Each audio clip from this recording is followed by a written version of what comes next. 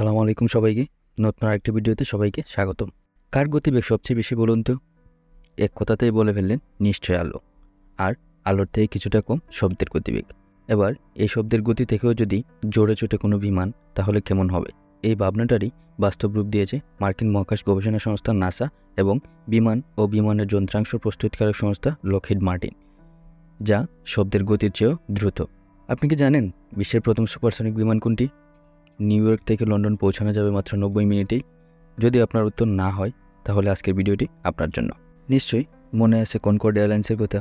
1970-এর দশকে প্রথম ফ্রান্স থেকে আকাশে উড়ে বাণিজ্যিক সুপারসনিক উড়োজাহাজ কনকর্ড, বিশ্বের সবচেয়ে ব্যয়বহুল যাত্রী বিমান এবং অবসরের আগ পর্যন্ত বিশ্বের সবচেয়ে দ্রুতগতির যাত্রীবাহী বিমান ছিল কনকর্ড।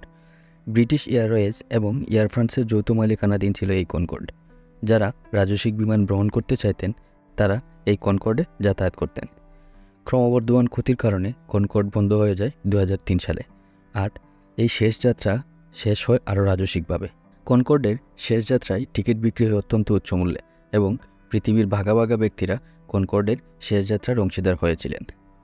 যারা কনকর্ডের চিন্তায় নস্টালজিক হয়ে যান এবং মনে করেন আধুনিক এয়ারলাইন্সগুলো কেন কনকর্ডের মতো হতে পারছে না, তাদের জন্য রয়েছে সুখবর। একটি নতুন সুপারসনিক জেট আনতে যাচ্ছে Boeing, Lockheed Martin, Gulf Coast এবং নাসার সমন্বিত উদ্যোগ, যা কনকর্ডের মতোই।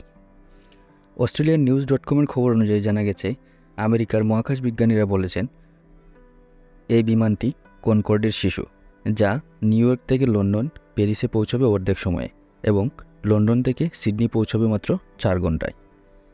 বিশ্বের দ্রুততম এই বিমান তৈরি করেছে মার্কিন মহাকাশ গবেষণা সংস্থা নাসা। সাধারণ বিমান বা ফাইটার জেটের গতি তো দূর, সুপারফাস্ট সুপারসনিক বিমান কনকর্ড টার্বোজেটের গতিকেও হার মানাবে এটি। 2003 সাল পর্যন্ত বিশ্বের সবচেয়ে গতিসম্পন্ন যাত্রীবাহী বিমান ছিল কনকর্ড। নিউ ইয়র্ক থেকে লন্ডন যেতে কনকর্ডের সময় লেগেছিল মাত্র 2 ঘন্টা 52 মিনিট 59 সেকেন্ড। কিন্তু নাসার সুপারসনিক ফ্লাইট ওই সময়কেও প্রায় অর্ধেক কমিয়ে দেবে বলে আশা করা যাচ্ছে। এই বিমানে করে নিউ ইয়র্ক থেকে লন্ডনে যাওয়া যাবে নিমিষেই। 8 ঘন্টার যাত্রার সময় লাগবে মাত্র 1.5 ঘন্টা। খুব তাড়াতাড়ি নতুন প্রজন্মের এই বিমান বাজারে আসতে চলছে বলে জানিয়েছে নাসা। নাসার সুপারসনিক বিমানের নাম X-59। বিমান ও বিমানের যন্ত্রাংশ প্রস্তুতকারক সংস্থা লকহিড মার্টিনের সঙ্গে যৌথ উদ্যোগে এই বিমান তৈরি করেছে নাসা। এটি একটি নতুন প্রজন্মের বাণিজ্যিক বিমান, যা শব্দের গতির চেয়েও দ্রুত। মোট 51 বার নকশা পরিবর্তন করার পর এই বিমানটির 26 মিলিয়ন ঘন্টা সিমুলেশন টেস্ট এবং 5টি উইন্ড টানেল টেস্ট করা হয়েছে। মোট 4টি ইঞ্জিন সহ এই বিমানে শব্দ দূষণ রোধের জন্য একটি স্বয়ংক্রিয় ব্যবস্থা তৈরি করা হয়েছে। সংস্থার দাবি, গতিবেগ ও নিরাপত্তার দিক দিয়ে বিচার করলে এই বিমানটি বিশ্বের দ্রুততম বিমান হতে চলেছে।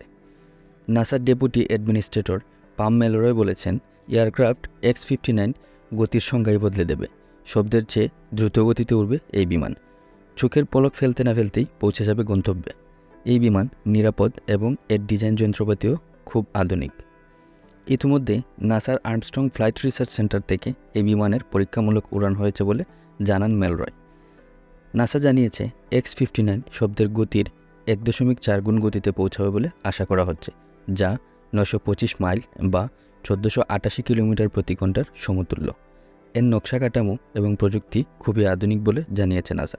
এদিকে লকহিড মার্টিনের ভাইস প্রেসিডেন্ট জন ক্লার্ক বলেছেন, X-59 এয়ারক্রাফটের আরও একটি বৈশিষ্ট্য হলো এটি উড়ার সময়ে কোনো শব্দ করবে না। এই বিমান লম্বায় 99.7 ফুট এবং 29.5 ফুট চওড়া। বিমানটিতে আছে নিচের দিকে ক্রমে শুরু হতে থাকা এক ধরনের নাক, যা বিমানের সম্পূর্ণ দৈর্ঘ্যের প্রায় 1/3 নিয়ে গঠিত।